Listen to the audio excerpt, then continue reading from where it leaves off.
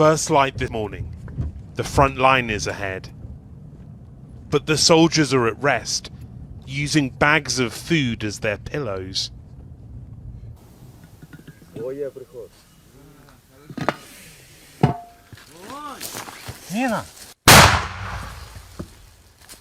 These are some of the young men fighting to reclaim a region sliced in two. Some were just boys when they first had to learn what the word annexation means. And yet, as men, here they are, inside the trenches. You have a light, you have some fire. With Russian troops not far away, this is their home for now. When will you be in Kherson city? I don't know, because it's not question only for time, you know. It's question of life, about life. Next year? No, Next month? this year. This year? This year, 100%, I think. When video from Kherson city last week showed the Russian flag had disappeared from a government building, it might have looked like invading forces were leaving.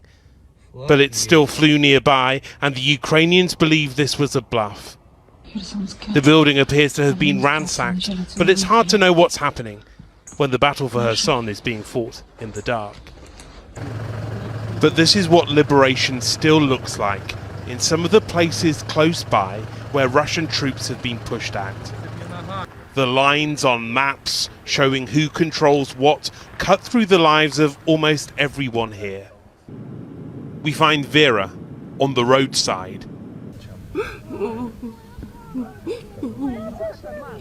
When we approach her, her phone is still warm from the call she'd just received. Her partner, Victor, had died that morning. Сонечко підписано, кажу, сонечко малий, каже, тіть Віра, це Віталя. Я кажу, що з батьком. Така батька нема, каже, утром вийшов, двір весь розворочений. І батько мертвий лежить.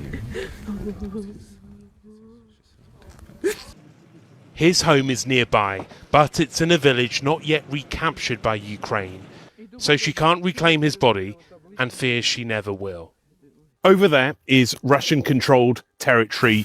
You can just about see the river.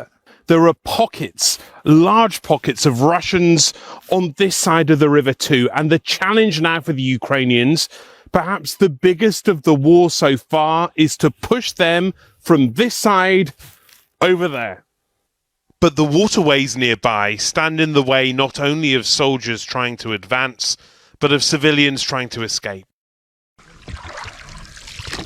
But using his rubber dinghy, Anatoly helped thousands of people to make it out safely across the river to escape Russian occupation. We were picking up people from here and taking them over there.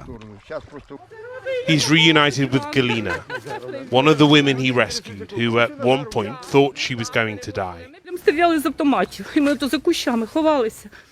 She's a teacher, now back with her family, back with her pupils. На уроках дітям саме перше, про що ми почнемо говорити, це про своїх героїв, звісно. Це не обговорюється, це навіть і перші уроки ми починатимемо з того, що є герої, які живуть поряд з нами. Back on the front line, a drone is launched. Its operators think they've spotted 2 Russian tanks. But Ukraine's progress here is slow, and it could become slower. First of all, it's win in war and liberate my country. And second one, it's go home and stay with family. Without war, without win, I don't go to home. I'm stay here. We need win the war. In the villages nearby, the invading forces left messages, warnings in many forms.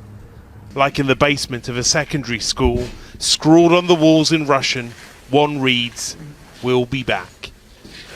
Rohit Katru, ITV News, Southern Ukraine.